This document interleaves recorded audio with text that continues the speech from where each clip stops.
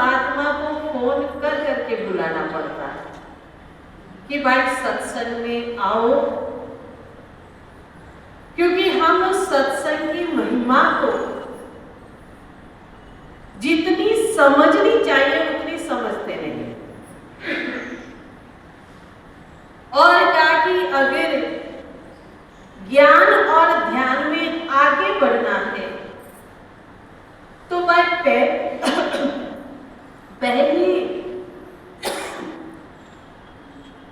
पहली सीढ़ी ही है कि प्रथम भक्ति संतन कर सका। कहा है कि नहीं?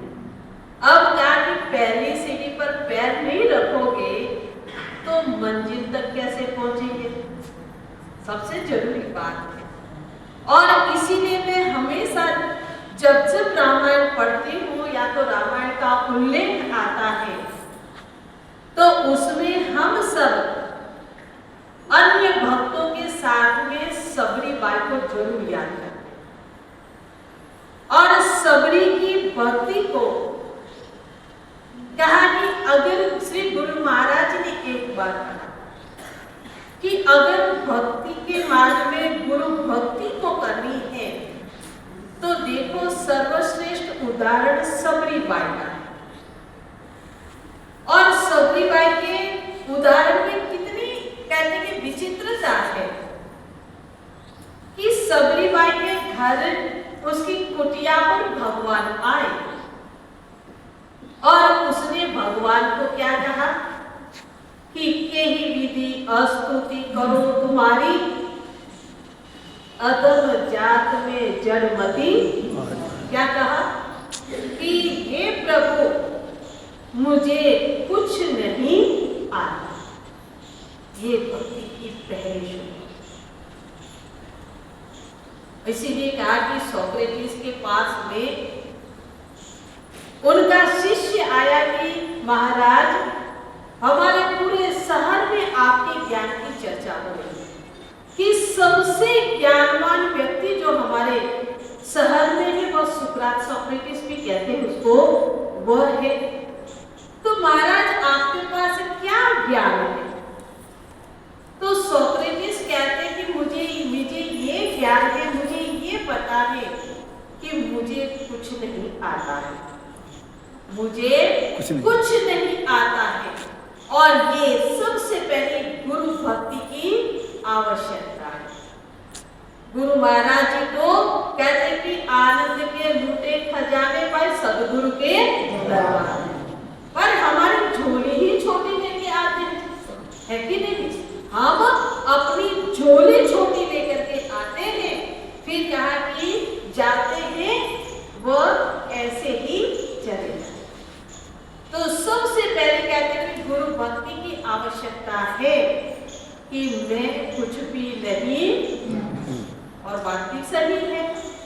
रामायण कहते कि हरि अनंत, हरि कथा अनंत।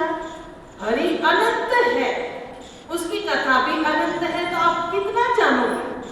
और अगर किसी ने ये कह दिया कि मैंने जान लिया है तो ब्रह्मा जी को याद करना है ना। ब्रह्मा जी का क्या हुआ? कहते हैं कि भगवान विष्णु और ब्रह्मा जी उस प्रकाश पुंज को नापने के लिए निकले। अभी थोड़े दिन पहले शिवरात्रि मनाई, प्रकाश पुंज को नापने के लिए निकले। विष्णु जी ने कहा कि यह प्रकाश तो अनंत है, उसका कोई अंत नहीं है। पर ब्रह्मा जी ने क्या कहा कि मैं तो केतकी का फूल जहां अंत था वहीं से लेकर के प्रमाण के रूप में लेकर के आया। अब कहा देखो वहां पर कौन? शिव जी प्रकट हो गए। उस प्रकाश में शिव जी प्रकट हो गए और कहते कि विष्णु जी को तो आशीर्वाद दिए और ब्रह्मा जी को क्या दिया? श्राप दिया। आप सब जानते हो ना, मेरे को यहाँ बाजी बताते थे कि यहाँ पर भागवत की बहुत कथा सुनते, तो आप धर्म ग्रंथों का अध्ययन करते तो उसमें ये कथा आती है। और उसमें कहा कि ब्रह्मा जी आपने गलत बोला, आपने झूठ बोला, और इसके लिए क्या होगा कि आपकी कहीं पूजा नहीं। तो आपको पता है ब्रह्मा मंदिर एक पुष्कर के अलावा कहीं पर नहीं। और सचमुच में कहते हैं कि देखिए ये ज्ञान जो है हम अपने धर्म ग्रंथों को पढ़े, चाहे भजन सत्संग को सुने या तो भजन कीर्तन करें तो हम पा सकते हैं। पर हमारी क्या होती है कि हम यहाँ तक भरे रहते हैं। शबरी की बात सुनाते सुनाते भरे तो यही रहते हैं कि ही विधि स्तुति करूं तुम्हारी, अधम जात में जड़मती। और देखो कहते कि विचित्रता तो ये है कि जब नवधा भक्ति भगवान ने सुना दी तो उसमें भगवान क्या कहते हैं कि नवमो एकमो जिनके हुई, नारी पुरुष सचराचर और सकल प्रकार भक्ति दृढ़ तोड़े। क्या कहते हैं?